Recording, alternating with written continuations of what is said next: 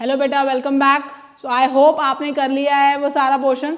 तो last video में आपसे एक क्वेश्चन पूछा था, याद है आपको? भूल जाते हैं, मेमोरी तो बहुत वीक है आपकी, मुझे याद है मगर। चलिए पहले उस क्वेश्चन का आंसर देखते हैं, उसके बाद बढ़ेंगे आगे। लास्ट क्लास है आज चैप्टर की, चैप्टर को वाइंड अप कर देंगे, टाटा बाय बाय करेंगे अपनी तरफ से। तो ये रहा वो क्वेश्चन, याद है? ऐसा ही क्वेश्चन था ना, एल 25% था। आपसे पूछा था मनी मल्टीप्लायर कितना है, निकाल के बताया। आप में से कुछ लोगों ने आंसर किया, बहुत बढ़िया है। मैं भी आपको फटाफट सॉल्व करके बताती हूँ। तो जिन्होंने आंसर किया उनका आंसर ठीक था। मनी मल्टीप्लायर कैसे निकलेगा? 1/LRR, तो 1/25/100, 100/25, यस दिस इज 4 टाइम्स। जिनका नहीं निकला, जिन्होंने नहीं निकाला, उनके लिए ये रहा मनी मल्टीप्लायर कितना, 4 टाइम्स, राइट। देन क्या पूछा है आपसे? Total deposit. इनिशियल डिपॉजिट कितना है? 8000। टोटल डिपॉजिट कैसे आएगा? 8000 into 4, 32,000 crore is your total deposit. ये दो आंसर थे आपके जो आपको निकालने थे। जिन्होंने निकाल के दिया है शाबाश, वेरी गुड। इनको समझ में नहीं आया, नहीं हो पाया, तो ऐसे होगा, राइट। ठीक है, चले आगे। चलिए चलते हैं लास्ट पार्ट की तरफ चैप्टर के। क्या है वो last part? Controller of money supply function of RBI, right. पैसे को कंट्रोल करने की जो क्षमता है आरबीआई की, क्रेडिट को कंट्रोल करने की पावर है जो, उसके बारे में बात करते हैं, उस फंक्शन के बारे में बात करते हैं, the most important one.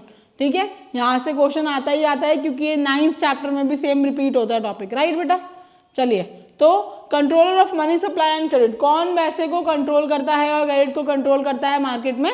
RBI. और इस फंक्शन को क्या बोलते हैं, इस पावर को क्या बोलते हैं? Monetary policy of RBI. कौन सी policy? Monetary policy, right, to control money supply in the economy. और इस मॉनेटरी सप्लाई के दो मेजर्स हैं, कितने? दो। कौन कौन से? नंबर 1 है क्वांटिटेटिव मेजर्स और नंबर 2 है क्वालिटेटिव मेजर। क्या डिफरेंस है दोनों मेजर में, या दोनों मेजर्स में क्या है?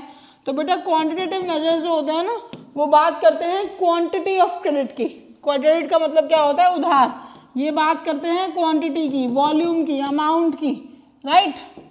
और क्वालिटेटिव मेजर्स किसकी बात करते हैं? डायरेक्शन ऑफ क्रेडिट की, कहाँ देना है, कहाँ नहीं देना है, क्या दिशा है, क्या डायरेक्शन है, उसकी बात करते हैं, राइट। सबसे पहले हम डिस्कस करेंगे क्वांटिटेटिव मेजर्स, फिर आगे बढ़ेंगे क्वालिटेटिव मेजर्स पे, राइट। चलिए चलते हैं, फिर डिस्कस करते हैं आगे अपने क्वांटिटेटिव मेजर्स, राइट। सबसे पहले इनको लिख लेते हैं,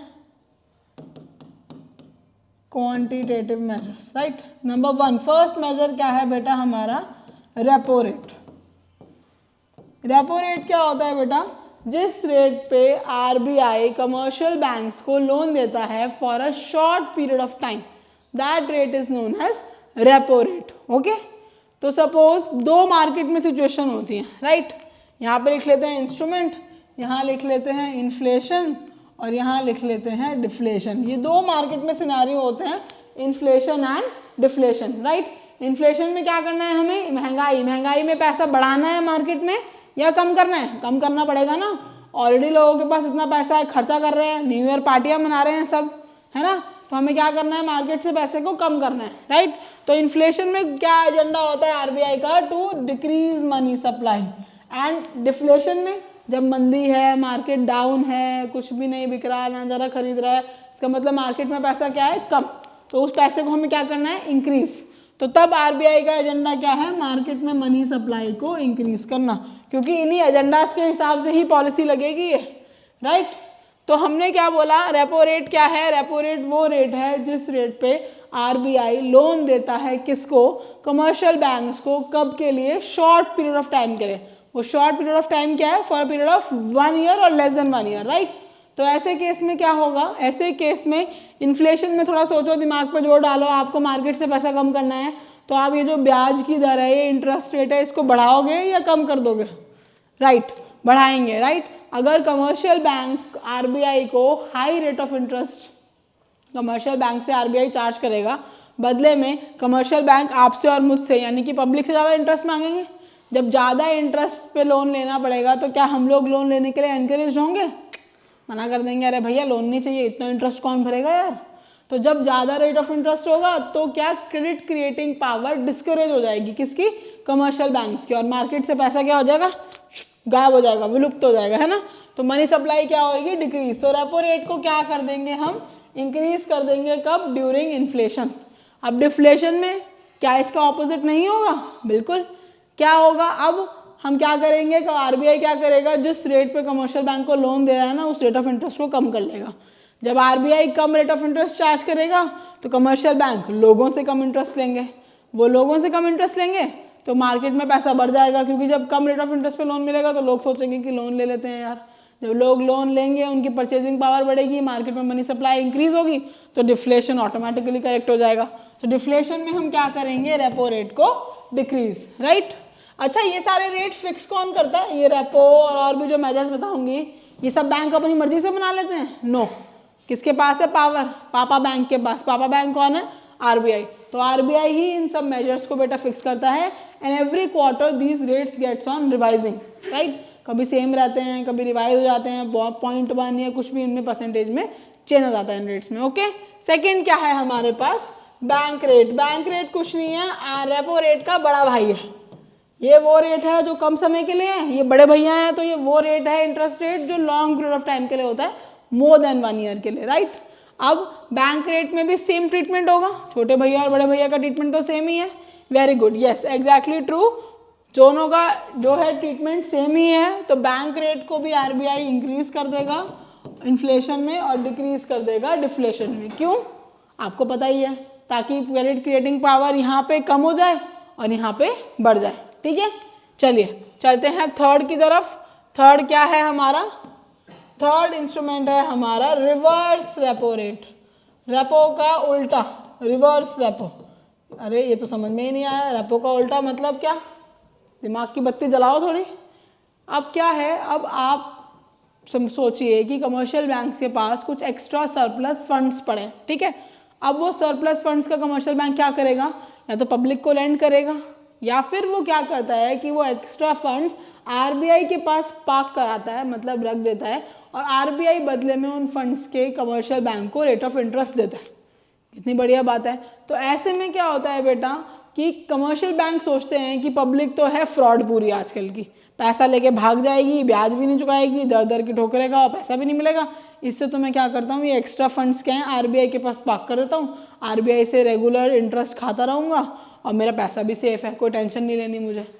तो इन्फ्लेशन में ही क्या करते हैं आरबीआई? रिवर्स रेपो को इंट्रोड्यूस करते हैं या इंक्रीज करते हैं, ताकि बैंक्स को ल्यूक्रेटिव लगे लोगों को लोन ना देकर आरबीआई के पास पैसा रखने में।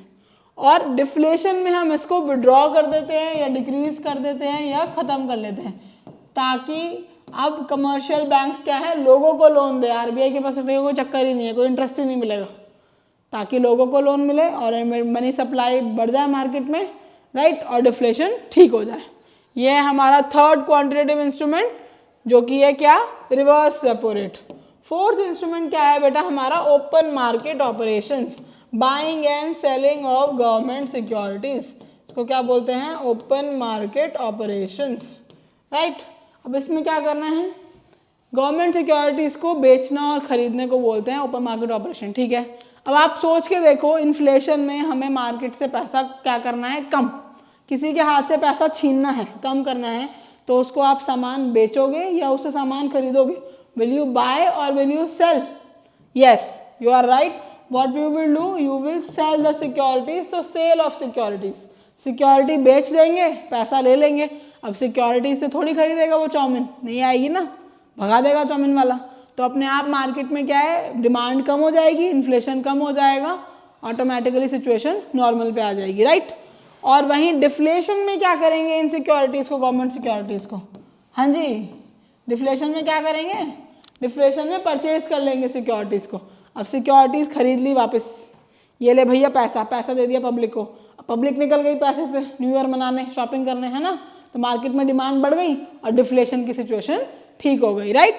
सो ये हैं हमारे first 4 quantitative instruments, repo rate, bank rate, reverse repo और ओपन मार्केट ऑपरेशन। बस अब लास्ट क्वांटिटेटिव इंस्ट्रूमेंट बचा है हमारा। क्या है वो लास्ट इंस्ट्रूमेंट? फटाफट देख लेते हैं। वो लास्ट इंस्ट्रूमेंट है लीगल रिजर्व रेशो, जो कि आपने कर ही लिया है अभी एक तरीके से, LRR, जो कि क्या होता है, मैंने आपको बोला था कि कुछ रिजर्व्स हर बैंक को कंपलसरी होता है अपने पास और आरबीआई के पास मेंटेन करना। 2 कंपोनेंट्स भी बताए थे आपको इसके, CRR and SLR, cash reserve ratio, statutory liquidity ratio, right. अब सोच के देखिए कि अगर बैंक के पास कितने रुपए हैं, 100 रुपीज़ है सपोज, 100 में से बैंक क्या करता था, 10 रुपये रिजर्व रखता था और 90 रुपये लोन दे देता था। अब अगर इन्फ्लेशन है, मार्केट से पैसा कम करना है, तो क्या करेंगे, 100 में से 40 रुपये अपने पास रखेंगे, 60 का लोन देंगे ताकि मार्केट में पैसा कम हो जाए। तो आपको क्या दिखा, हमने रिजर्व अमाउंट को क्या कर दिया, बढ़ा दिया या कम कर दिया, बढ़ा दिया ना। तो हम क्या करेंगे, इन्फ्लेशन में रिजर्व को इंक्रीज, और आपको पता ही है डिफ्लेशन में क्या हो जाएगा, फिर ये रिजर्व डिक्रीज। अब तक तो आप पूरा खेल समझ गए हैं ना, होशियार है ना आप तो बहुत ज़्यादा। तो ये हैं बेटा सारे कौन से इंस्ट्रूमेंट्स, क्वांटिटेटिव इंस्ट्रूमेंट्स, राइट। चलें फटाफट क्वालिटेटिव वाले डिस्कस करें, चैप्टर को टाटा कर दें, चलिए चलते हैं। तो हमारे लास्ट इंस्ट्रूमेंट्स कौन से हैं, ये क्वालिटेटिव इंस्ट्रूमेंट्स, राइट। इसमें पहला इंस्ट्रूमेंट क्या है हमारा, मार्जिन रिक्वायरमेंट। अब ये क्या बोला है, मार्जिन रिक्वायरमेंट, हमने तो पहले कभी नहीं सुना ये वर्ड। मार्जिन रिक्वायरमेंट क्या होता है बेटा, अगेन ये बना लेते हैं हम, inflation and deflation, right. Margin requirement क्या होता है, सपोज आप मेरे पास लोन लेने आए, मैं कमर्शियल बैंक हूँ, आप पब्लिक है नॉर्मल, आप लोन लेने आए, अपने घर के कागज़ ले आए, आप बोले ये लो बैंक मैनेजर जी मेरे घर के कागज़ देख लो, बता दो कितनी कीमत है और उतना लोन दे दो मुझे। मैंने देखा पूरा ये वो, आपके घर की कीमत तो 50 लाख की है, ठीक है, मैंने बोला मैं आपको उसके बदले बैंक 40 लाख का लोन दे देगा जी। तो आपकी वैल्यू क्या है प्रॉपर्टी की, 50 lakhs, the amount which bank is offering is 40 lakhs, what is the difference, 10 lakhs, that 10 lakhs is nothing but your margin. So क्या होता है margin, difference between the amount of property offered for loan and the loan offered by bank against the property. That difference is known as margin, right? Now first question arises that why banks do not give full amount of loan, because बेटा the property जो भी है आपकी that is subject to appreciation और depreciation, अगर कल को उसकी वैल्यू गिर गई तो बैंक लॉस थोड़ी चलेगा, इसीलिए कभी भी equal amount of loan sanction नहीं करता है बैंक, राइट। तो बैंक कम लोन सैंक्शन करेगा, ठीक है, जो डिफरेंस 10 लाख का क्या है वो हमारा है मार्जिन। अब आप सोच के देखिए कि इन्फ्लेशन में जब ऑलरेडी महंगाई है, पैसा ज़्यादा है लोगों के पास, तो आरबीआई क्या एडवाइस करता होगा कि ये मार्जिन को बढ़ाएं या कम करें, बढ़ा देना, yes, to increase the margin. Why, because अगर मार्जिन ज़्यादा होएगा, आपकी प्रॉपर्टी की वैल्यू 50 लाख, लोन मिल रहा है 25 लाख, क्या आप लोग लेंगे, नहीं, प्रॉपर्टी गिरवी क्यों रखेंगे जब लोन ही नहीं मिल रहा तो ढंग से, तो आप लोन नहीं लेंगे, मार्केट में पैसा कम होएगा, मनी सप्लाई कम हो जाएगी मार्केट में। देन डिफ्लेशन में इसका ऑपोजिट, मार्जिन को क्या कम कर देंगे, डिक्रीज कर देंगे, ताकि लोग लोन लें और मनी सप्लाई बढ़ जाए और डिफ्लेशन ठीक हो जाए, राइट। चलिए चलते हैं नेक्स्ट इंस्ट्रूमेंट की तरफ। सेकेंड इंस्ट्रूमेंट क्या है हमारा, मॉरल सुएजन। मॉरल सुएजन क्या होता है बेटा, it is a combination of pressure, persuasion, प्यार से, मार के, डरा के, स्पीचेस दे के, कॉन्फ्रेंस रख के, मीटिंग्स बुला के आरबीआई समझा रहता है सब बैंक को, सुन लो मेरी बात, कि मेरी policy, the RBI is having a policy which is for inflation, so you act accordingly, it is for deflation, so you act accordingly. So RBI अपनी गाइडलाइंस क्लियर कर देता है, फिर सब बैंकों को बोलता है कि आप उस हिसाब से ही अपने नियम, कानून, रूल्स, पॉलिसीज़ को बनाइए, राइट। तो प्यार से, मार से, लेटर से, स्पीच से, वार्निंग से, वो उनको बोलता है to act in line with the policy of RBI, कि मेरी पॉलिसी के हिसाब से चलिए आप लोग, right. The last one, credit controls या क्रेडिट राशनिंग। क्रेडिट कंट्रोल्स या क्रेडिट राशनिंग का मतलब क्या होता है बेटा, सोच समझ के उधार देना, राशन करना, क्रेडिट किसको देना है किसको नहीं देना है।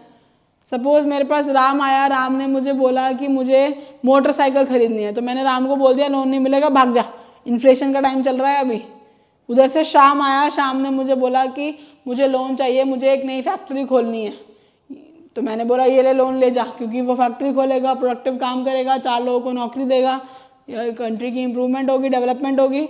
सो इन्फ्लेशन में आप कौन से लोन दोगे, सिर्फ प्रोडक्टिव लोन दोगे, अनप्रोडक्टिव लोन को आप कर दोगे टाटा बाय बाय, मना। और डिफ्लेशन में आप दोनों लोन्स को सैंक्शन कर दोगे, ले भाई प्रोडक्टिव लोन भी ले जा, फैक्ट्री भी खोल ले, और ले भाई ये ले बाइक भी खरीद ले, राइट।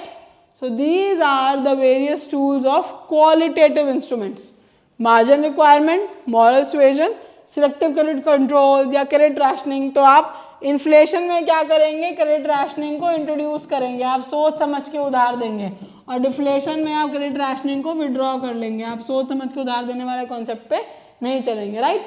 सो ये है हमारे क्वालिटेटिव इंस्ट्रूमेंट्स। तो हमने क्वांटिटेटिव और क्वालिटेटिव दोनों इंस्ट्रूमेंट्स को डिस्कस कर लिया है, राइट। इसी के साथ हम पहुंच गए हैं चैप्टर के क्लोज पे।